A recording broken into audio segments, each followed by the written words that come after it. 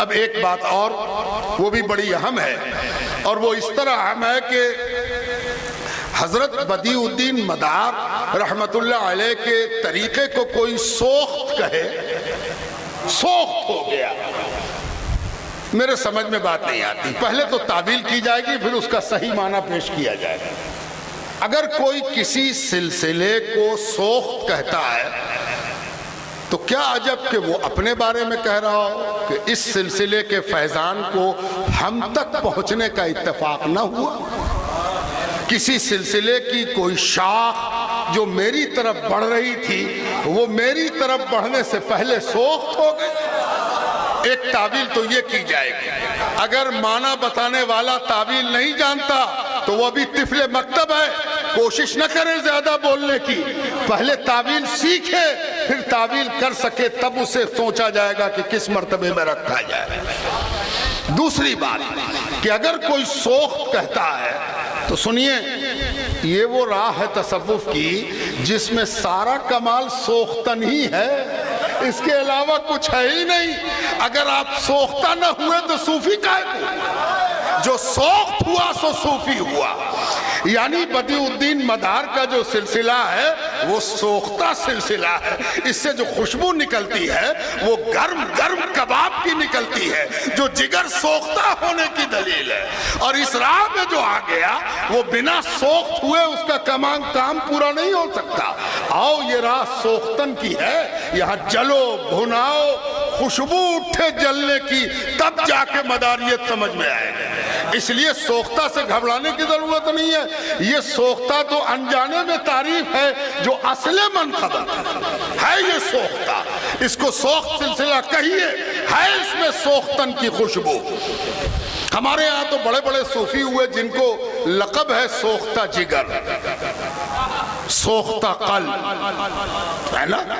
اور عام دلوں کے مقابلے میں صوفی وہی ہے جس کا دل سوخت ہو گیا، ہے نا؟ اس لیے یہ بھی کوئی مشکل کی بات نہیں۔ آج تک یہ بات سمجھ میں نہیں آئی کہ جو اللہ کا دیدار کرے گا وہ دوسری طرف دیکھے گا کیسے؟ اگر کوئی دیدار الہی میں محو ہے تو اس نے مجھ گنہگار کو دیکھا کیسے؟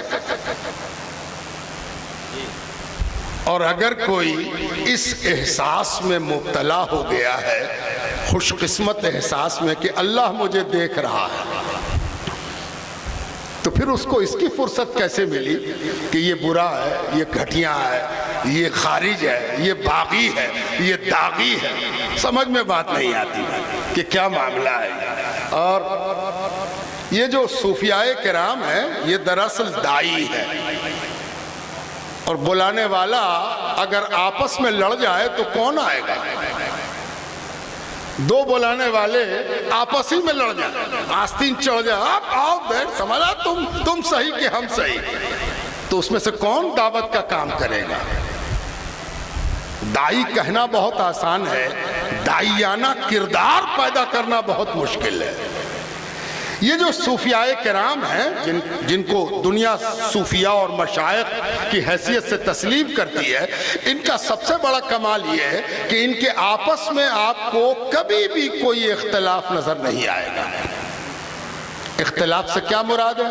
وہ اختلاف جو نزاع تک پہنچ جائے، جھگڑے تک پہنچ جائے، مناظرے تک پہنچ جائے، یہ آپ کو نظر نہیں آئے گا۔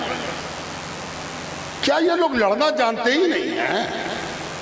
کیا ان لوگوں کے درمیان اختلاف ہوتا ہی نہیں ہے؟ جی نہیں، خوب ہوتا ہے اختلاف، کریکولم کا اختلاف، نصاب تعلیم کا اختلاف، انداز تعلیم کا اختلاف، جو آپ کے یہاں بھی ہوتا، علماء کے یہاں۔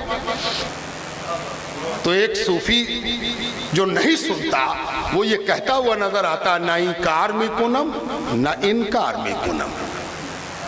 یہ غضب ہے بھائی۔ ارے بھیا، تم مسلمانوں کے جس مکتبہ فکر سے تعلق رکھتے ہو اس کی کوئی دلیل ہے تمہارے پاس؟ دیکھو صوفیاء کرام کیا کر رہے ہیں۔ اور ایک دلیل آپ کو سنا دیں اس سے بھی بڑی، نہ انکار بھی کنم نہ انکار بھی کنم، یہ تو آپ نے سن لیا۔ میں نے اپنے دادا کو دیکھا، میری خانقاہ مجمع السلاسل سلسلہ مداریہ بھی کئی واسطوں سے پہنچا ہے، اور سلسلہ مداریہ میں کوئی بیعت لینا چاہے تو اس کو بھی سوختہ دلی کا سبق پڑھایا جائے گا، ہے نا؟ تو حضرت کے زمانے کا ایک واقعہ آپ کو سنا رہا ہوں کہ میرے ہاں مزامیر کے ساتھ سما ہوتا چلا آ رہا سینکڑوں برس سے۔ 100 برس کی خانقاہ نہیں ہے کہ ہم ساری سنیت کو 100 برس میں سمیٹ دیں،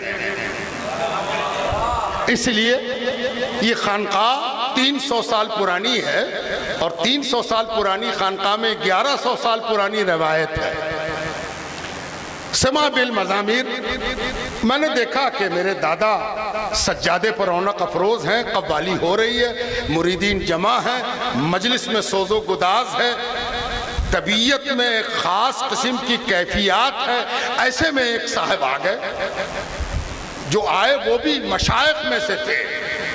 کسی خادم نے آ کے میرے دادا سے کہا حضرت فلاں آئے، تو حضرت نے قوال کو اشارہ کیا مزامیر ہٹا دو۔ مزامیر ہٹا دیے گئے، ڈھولک ہٹ گیا، ہارمونیم ہٹ گیا، ستار ہٹ گیا۔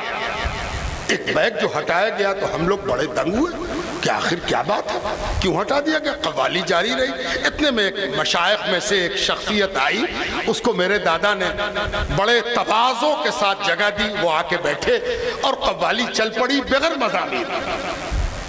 جب تک وہ رہے مزامیر نہیں بجا، جب وہ چلے گئے تو پھر سے مزامیر آ گیا۔ میں نے فرصت کے وقت میں دادا سے پوچھا، دادا حضور کیا مزامیر جائز نہیں ہے؟ انہوں نے کہا جائز نہ ہوتا تو پہلے کیوں بجتا اور بعد میں کیوں بجتا؟ تو کہا بیچ میں کیوں ہٹا؟ کہا دیکھو، جائز اور ناجائز سے الگ ہٹ کے ایک چیز اور ہوتی ہے، اور اس کو کہتے ہیں کسی کے لیے تواضع اختیار کرنا، کسی کی دلجوئی کرنا، کسی کے لیے اپنے آپ کو بچھا دینا۔ یہ صوفیہ کا مشرب ہے، یہ صوفیہ کا طریقہ ہے، یہ صوفیہ کا آہنگ ہے، اور اس پر ہم لوگ عمل کرتے ہیں۔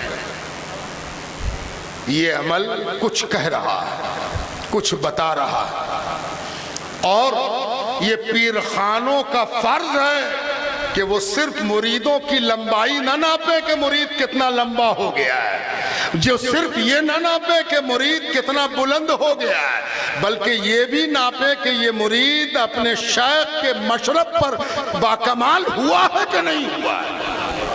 اس بات کی طرف بھی توجہ کی ضرورت ہے، اور جب تک اس پر کوئی توجہ نہیں کرتا وہ ایک ایسے گناہ میں مبتلا ہو گیا ہے جس کے لیے تجدید بیت بھی ضروری ہے،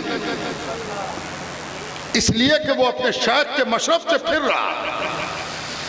اس معاشرے میں، اس سماج میں جب چاروں طرف سے نگاہ ہم پر ہے، یہ مت سمجھیے گا کہ یہ نگاہ صرف مذمت کی ہے یا صرف تحقیر کی ہے یا صرف نفرت کی ہے۔ نہیں، میں یہ نہیں مانتا۔ ابھی بھی آپ کی طرف نگاہیں اٹھ رہی ہیں بڑی پیاس کے ساتھ، بڑے تجسس کے ساتھ، اور آپ کو ہم کو اپنا چہرہ درست کرنا چاہیے تاکہ اٹھی ہوئی نگاہوں کو ہم مثبت جواب دے سکیں۔ اور یہ کیسے ہوگا؟ یہ تبھی ہوگا جب ہم آپس کی فتویٰ بازی، آپس کی گریبان گرفتگی، ایک دوسرے کا گریبان پکڑ رہے ہیں، ایک دوسرے کا دامن پکڑ رہے ہیں۔ میں نے ایک بار اپنے شیخ سے پوچھا تھا کہ مسلمانوں کا سب سے بڑا مسئلہ حضرت کیا ہے؟ تو حضرت نے بھی ایک جملے میں جواب دیا، کہا مسلمانوں کا سب سے بڑا مسئلہ یہ ہے کہ مسلمان ایک دوسرے کے لیے بدگمان ہو گئے ہیں۔ بدگمان، قرآن نے کہا تھا ان بعض الظن اسم، بعض گمان گناہ ہے، بدگمانی چھوڑ دینی چاہیے، اور خوش گمانی صرف اپنے بارے میں نہیں ہونی چاہیے کہ جنت میں تو صرف ہم جا رہے ہیں باقی سب جہنم میں۔ یہ پتہ نہیں خوش گمانی کی کون سی قسم ہے، اللہ بہتر جانے۔ یہ صوفی کیا تو پائی نہیں جاتی، جو اس انتظار میں ہے کہ کنتم علی شفا حفرۃ من النار، تم تو دوزخ میں گری گئے تو فانقذکم منہا۔ ہم تو اس لیے آئے تھے کہ کمر پکڑ پکڑ کے کھینچے باہر۔ کاہے کو کھینچے؟ ہم تو جنت میں ہے ہی، جائے چولہے میں، جائے دوزخ میں، یہ کبھی ہو نہیں سکتا۔ اس لیے آج کی یہ کانفرنس اللہ تعالیٰ اس کو آباد و شاداب رکھے۔ صاحب سجادہ اظہر علی صاحب، منظر سے بھی اونچا مقام اظہر کا ہے، مانن اور منظر ہی ہے جو اظہر پیدا کرے. اس لیے منظر صاحب نے جو کام کیا اس کی داد تو چاروں طرف سے آ رہی ہے. وہ ہیں لائق داد, وہ ہیں اپنے وقت کے باکمال, وہ ہیں اپنے وقت کے قطب. لیکن اظہر کی ذمہ داری یہ ہے کہ اب اس دائرہ قطبیت کو وہ اور بڑھائے, اور اس طرح کا سیمینار, ایسی گفتگو جس میں مضمون معیاری ہو, نشانہ اس سے بھی زیادہ معیاری ہو, ایک ایسا ماحول بنایا جائے جس میں سب کے بارے میں خوش گمانی ہو. اور خوش گمان ہونا ہی آخری جملہ ہے. شفاعت کون کرائے گا؟ شفاعت کرانے کا منصب کس کو ملے گا؟ جو بدگمان ہو. شفاعت کے مطلب ہی یہ ہوتے ہیں کہ جو اپنی خوش گمانی کو اللہ کے آگے رکھے کہ اللہ پاک ہم اس کے بارے میں خوش گمان ہیں, اور پروردگار کہے ہاں ہاں تم خوش گمان ہو تو تیری خوش گمانی پر میری قبولیت کی مہر ہے نا. اس لیے حدیث پاک میں نے برہان الدین غریب کا ایک ملفوظ ہے, نفائس الانفاس. کیا زمانہ آ گیا کہ اب ملفوظات کو بطور حوالہ دینا بھی مشکل لگنے لگا ہے, جبکہ ملفوظات, صوفیہ کے ملفوظات بلا شبہ سند ہے, وہ سند کی حیثیت رکھتے ہیں.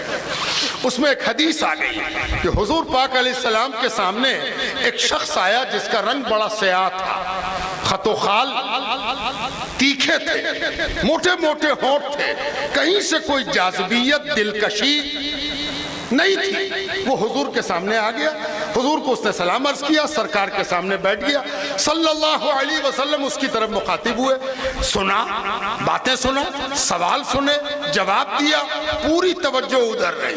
وہ کچھ دیر تک بیٹھا رہا, وہ کالا کلوٹا. بات مکمل ہوئی تو اجازت لے کے چلا گیا. جب وہ چلا گیا تو صحابہ نے پوچھا, یا رسول اللہ, اس کالے کلوٹے میں کون سی خاص بات تھی؟ اس میں کیا تھا کہ آپ اتنی دیر تک متوجہ رہے؟